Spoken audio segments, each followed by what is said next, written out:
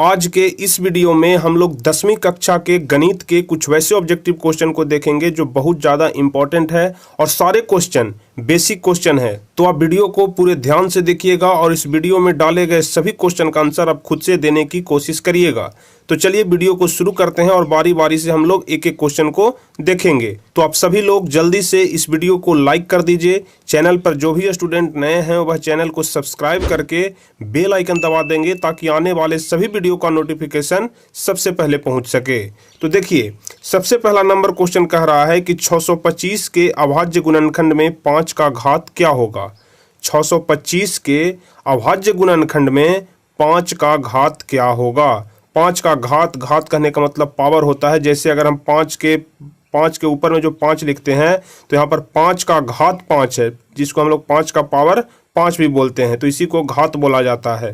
तो 625 के अभाज्य गुणनखंड में 5 का घात कितना होगा। तो पहला का डी नंबर ऑप्शन सही हो जाएगा 4। 625 के अभाज्य गुणनखंड में 5 का घात कितना होगा, 4 होगा। अब कैसे होगा, जिसे आप देखिए, यदि हम लोग 5 का घात ऊपर में 4 देते हैं, इसका मतलब हुआ कि 5 गुने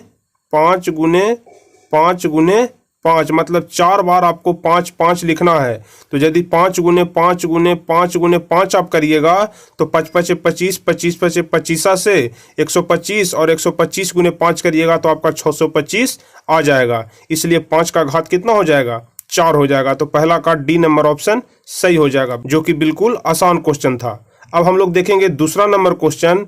2 परिमेय संख्याओं के बीच परिमेय संख्या होती है। 2 परिमेय संख्याओं के बीच कितनी परिमेय संख्या होती है। तो इसका आंसर हो जाएगा कि 2 परिमेय संख्याओं के बीच अनंत परिमेय संख्याएं होती है। तो दूसरा का डी नंबर ऑप्शन सही हो जाएगा कि 2 परिमेय संख्याओं के बीच अनंत परिमेय संख्याएं होती है। अब तीसरा नंबर क्वेश्चन हम लोग देखेंगे कि √3 है। √3 क्या है, एक परिमेय संख्या है कि एक प्राकृत संख्या है कि एक अपरिमेय संख्या है कि इनमें से कोई नहीं। तो बताइए √3 कौन सी संख्या है। तो इसका आंसर होगा कि √3 एक अपरिमेय संख्या है। तीसरा का सी नंबर ऑप्शन सही हो जाएगा कि √3 एक अपरिमेय संख्या है। अब चौथा नंबर क्वेश्चन की तरफ हम लोग बढ़ेंगे। तो चौथा नंबर क्वेश्चन कह रहा है निम्नलिखित में से कौन अभाज्य संख्या है। अभाज्य संख्या कहने का मतलब होता है कि जो एक और अपने आप के अलावा किसी और से विभाजित ना हो, उसे हम लोग अभाज्य कहते हैं। तो इनमें से कौन ऐसी संख्या है जो एक और अपने आप के अलावा किसी दूसरे से विभाजित नहीं हो सकता है, जो कि अभाज्य संख्या है। तो चौथा का सी नंबर सही आंसर हो जाएगा 11। 11 एक ऐसी संख्या है जो एक और अपने आप के अलावा किसी और से विभाजित नहीं हो सकता है। इसलिए चौथा का सी नंबर ऑप्शन सही हो जाएगा। अब हम लोग देखेंगे 5वां नंबर क्वेश्चन। एक घात वाला बहुपद क्या कहलाता है। बहुपद वाले चैप्टर में आप लोग पढ़े होंगे कि एक घात वाला बहुपद क्या कहलाता है। तो इसका सही आंसर होगा कि एक घात वाला बहुपद रैखिक बहुपद कहलाता है। तो 5वां का सी नंबर ऑप्शन सही हो जाएगा कि एक घात वाले बहुपद रैखिक बहुपद कहलाते हैं। अब 6ठा नंबर क्वेश्चन देखेंगे। निम्नलिखित में से कौन सा सत्य है। यह 4 ऑप्शन दिए गए हैं, इनमें से कौन सा सत्य है। ऑप्शन ए है कि साइन 30 डिग्री बराबर tan 30 डिग्री। ऑप्शन बी है tan 60 डिग्री बराबर cosec 60 डिग्री। ऑप्शन सी है sec 45 डिग्री बराबर cosec 45 डिग्री। और ऑप्शन डी है cos 45 बराबर sec 45। तो बताइए इनमें से कौन सा ऑप्शन सही है। तो ऐसे क्वेश्चन बनाने के लिए सबसे पहले आपको tan 30, cos 30, cosec 30, cos 45 जो यह सभी फैक्टर हैं, इन सभी फैक्टर का मान आपको दिमाग में रखना पड़ेगा, आपको ध्यान से याद रखना पड़ेगा। तो सारे जो ऐसे मान होते हैं इन सभी का मान आप याद कर लीजिएगा। तो चलिए 6ठा का सही आंसर क्या हो जाएगा। तो हम आपको बता दें कि sec 45 और cosec 45 दोनों का मान सेम होता है। इसलिए 6ठा का सी नंबर ऑप्शन सही हो जाएगा। अब हम लोग देखेंगे 7वां नंबर क्वेश्चन कि रैखिक समीकरण युग्म को हल करने की बीजीय विधियां हैं। रैखिक समीकरण युग्म को हल करने की कितनी बीजीय विधियां हैं। तो 7वां का बी नंबर ऑप्शन सही हो जाएगा 3। रैखिक समीकरण युग्म को हल करने की कुल 3 बीजीय विधियां हैं। तो 7वां का बी नंबर ऑप्शन सही हो जाएगा। अब हम लोग देखेंगे 8वां नंबर क्वेश्चन कि 2 अंक वाली संख्या अंकों के योग का 4 गुना है। ठीक है, ध्यान से इस क्वेश्चन को समझिएगा। 2 अंकों वाली संख्या अंकों के योग का 4 गुना है। यदि संख्या में 18 जोड़ दिया जाए तो अंक उलट जाती है, तो संख्या क्या होगी?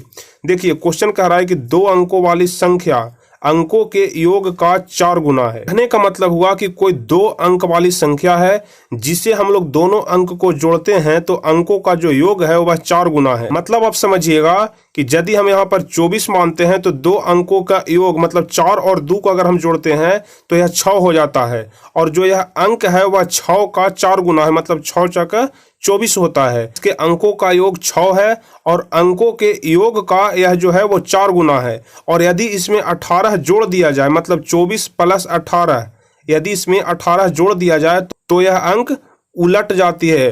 कहने का मतलब हुआ कि यदि अभी 24 है तो इसको यदि हम उल्टा कर देंगे तो यह कितना हो जाएगा? 42 हो जाएगा। तो बताइए कि वह संख्या कौन सी है? तो यह संख्या कौन सी है? 24 है। तो 8वां का बी नंबर ऑप्शन सही हो जाएगा। ध्यान से इस क्वेश्चन को आप समझ लीजिएगा। अब चलिए 9वां नंबर क्वेश्चन की तरफ हम लोग बढ़ेंगे। tan a बराबर कितना होगा? tan a का मान कितना होता है? तो आप हमेशा ध्यान रखिएगा कि tan a का मान होता है cot 90 degree minus a। tan a का मान होता है cot 90 डिग्री माइनस a। तो 9वां का डी नंबर ऑप्शन सही हो जाएगा। 10वां नंबर क्वेश्चन हम लोग देखेंगे कि सभी समबाहु त्रिभुज होते हैं। सभी समबाहु त्रिभुज होते हैं। जितने भी समबाहु त्रिभुज होते हैं सभी क्या होते हैं? तो आप ध्यान रखिएगा कि जितने भी समबाहु त्रिभुज होते हैं सभी समरूप होते हैं, न कि सर्वांगसम होते हैं और समानुपाती होते हैं, बल्कि सभी समबाहु त्रिभुज समरूप होते हैं। 10वां का ए नंबर ऑप्शन सही हो जाएगा। अब हम लोग 11 नंबर क्वेश्चन देखेंगे कि वृत्त के केंद्र पर बना कोण क्या होगा? वृत्त के केंद्र पर बना कोण कितने डिग्री का होगा? यदि यह वृत्त है और इसके यदि केंद्र में कोई कोण बना हुआ है तो यह कोण कितने डिग्री का होगा? तो आप सभी लोगों को पता होगा कि यदि चारों तरफ अगर किसी हम चीज को घुमा देते हैं तो बस 360 डिग्री का कोण बनाता है। तो चूंकि यह वृत्त के केंद्र में है इसलिए यह कोण 360 डिग्री का होगा। तो वृत्त के केंद्र पर जो बना कोण होता है वह हमेशा 360 डिग्री का होता है। ठीक है, चलिए 12 नंबर क्वेश्चन हम लोग देखेंगे। निम्न में किसका मान 0 के बराबर है? इसमें जो 4 ऑप्शन दिए गए हैं इसमें से किसका मान 0 के बराबर है? पिछले क्वेश्चन में भी आपको बताए थे कि आपको इन सभी का मान याद कर लेना चाहिए। तो बताइए साइन 90 का मान होता है 0 की कॉस 90 का होता है कि कॉस 0 को होता है कि tan 90 का होता है? तो आप ध्यान रखिएगा कॉस 90 का मान यहाँ पर 0 होता है। कॉस 90 का मान कितना होता है? तो 0 होता है। तो 12 का बी नंबर ऑप्शन सही हो जाएगा कि कॉस 90 का मान 0 होता है। हम इस पर एक पार्टिकुलर वीडियो बना देंगे जिसमें आपको हमें बता देंगे कि साइन 90 का मान कितना होता है, साइन 45 का मान कितना होता है, साइन 30 का मान कितना होता है। इस पर एक पार्टिकुलर हम वीडियो बना देंगे। और यदि आप लोग इस पर एक पार्टिकुलर वीडियो चाहते हैं तो आप नीचे कमेंट में हमें जरूर बताएं कि हाँ सर आप इस पर एक अलग से वीडियो बना दीजिए। हम बहुत ही बारीकी से और सिंपल भाषा में आपको इसे समझाने की कोशिश करेंगे। तो आप नीचे हमें कमेंट में जरूर बताएं कि आपको इस प्रकार का एक वीडियो अलग से चाहिए या नहीं चाहिए। अब हम लोग देखेंगे क्वेश्चन नंबर 13। किसी घटना की प्रायिकता का अधिकतम मान होगी। कोई भी घटना है उसकी प्रायिकता का अधिकतम मान कितना होगा? ऑप्शन ए है 0, बी है 1, सी है 2 और डी है 3। तो बताइए किसी भी घटना की प्रायिकता का अधिकतम मान होगी। तो 13 का बी नंबर ऑप्शन सही हो जाएगा कि किसी भी घटना की प्रायिकता का अधिकतम मान 1 होगा। तो 13 का बी नंबर ऑप्शन सही हो जाएगा। अब 14 नंबर क्वेश्चन की तरफ हम लोग बढ़ेंगे कि किसी वृत्त के बाहरी बिंदु से कितनी स्पर्श रेखाएं खींची जा सकती है। कोई भी अगर वृत्त है, जैसे कोई भी अगर वृत्त है उसके बाहरी बिंदु से कितनी स्पर्श रेखाएं खींची जा सकती है। तो बताइए 14 का सही आंसर क्या हो जाएगा? तो आप हमेशा ध्यान रखिएगा कि कोई भी वृत्त रहे, कितना भी बड़ा वृत्त रहे, कितना भी छोटा वृत्त रहे, बाहरी स्पर्श बिंदु से अगर रेखा खींचना है तो मैक्सिमम 2 बिंदु ही खींचा जा सकता है। ठीक है, मैक्सिमम 2 रेखा ही खींचा जा सकता है। तो 14 का डी नंबर ऑप्शन सही हो जाएगा। सिर्फ और सिर्फ 2 रेखाएं खींची जा सकती है। तो 14 का डी नंबर ऑप्शन सही हो जाएगा। अब 15 नंबर क्वेश्चन देखेंगे कि वृत्त की सबसे बड़ी जीवा क्या कहलाती है। वृत्त की सबसे बड़ी जीवा क्या कहलाती है? तो वृत्त की सबसे बड़ी जो जीवा होती है वह व्यास कहलाती है। 15 का सी नंबर ऑप्शन सही होगा कि वृत्त की सबसे बड़ी जीवा व्यास कहलाती है। तो 15 का सी नंबर ऑप्शन सही हो जाएगा। अब 16 नंबर क्वेश्चन हम लोग देखेंगे कि चक्रीय चतुर्भुज के सम्मुख कोणों का योग होता है। चक्रीय चतुर्भुज के सम्मुख कोणों का योग कितना होता है? तो आप ध्यान रखिएगा कि चक्रीय चतुर्भुज के सम्मुख कोणों का योग 180 डिग्री होता है। 16 का सी नंबर ऑप्शन सही हो जाएगा कि चक्रीय चतुर्भुज के सम्मुख कोणों का योग 180 डिग्री होता है। अब हम लोग देखेंगे क्वेश्चन नंबर 17। तो 17 नंबर क्वेश्चन कह रहा है कि एक tan 2 थीटा बराबर होता है। ठीक है, एक tan 2 थीटा बराबर कितना होता है, या फिर सिर्फ आप इसे पढ़ सकते हैं tan 2 थीटा का मान कितने के बराबर होता है।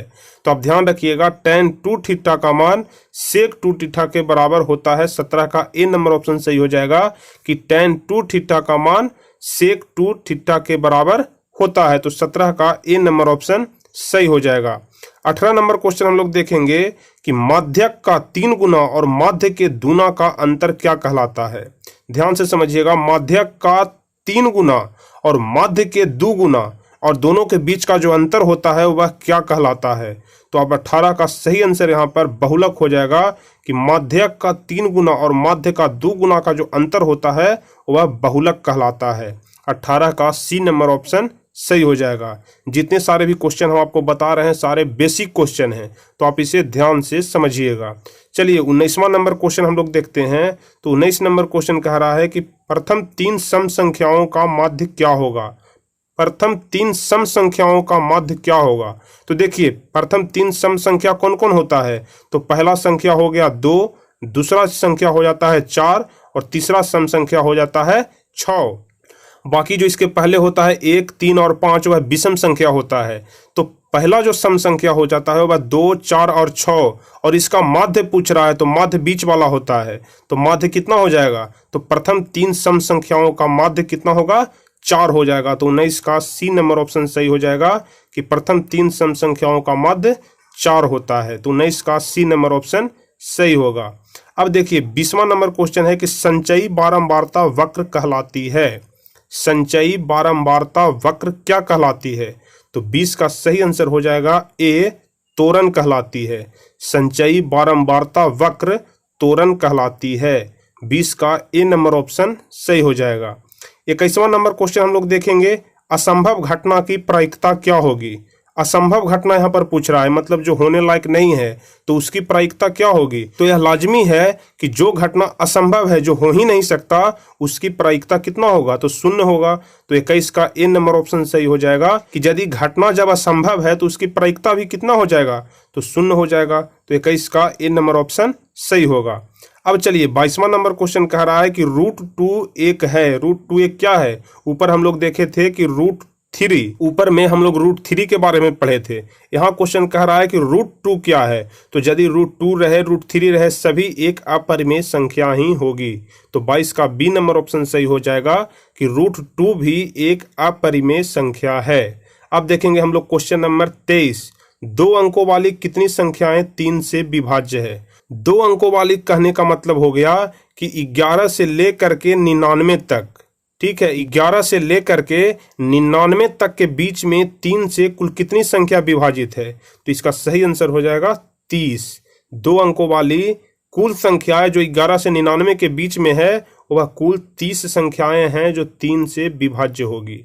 अब चलिए 24 नंबर क्वेश्चन देखेंगे। 24 नंबर क्वेश्चन कह रहा है कि 2 समरूप त्रिभुजों की भुजाएं 4:9 के रूप में है। ठीक है, तो इसके क्षेत्रफल का अनुपात क्या हो जाएगा।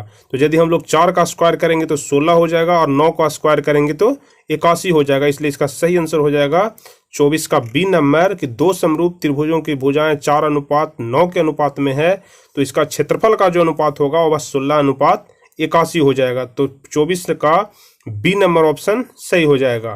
तो चलिए इसी के साथ आपके सारे क्वेश्चन यहाँ पर समाप्त हो जाते हैं।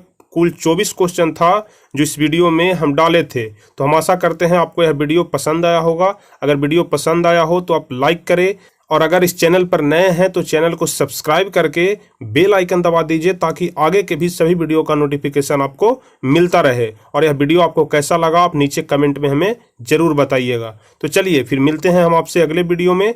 तब तक के लिए जय हिंद, धन्यवाद।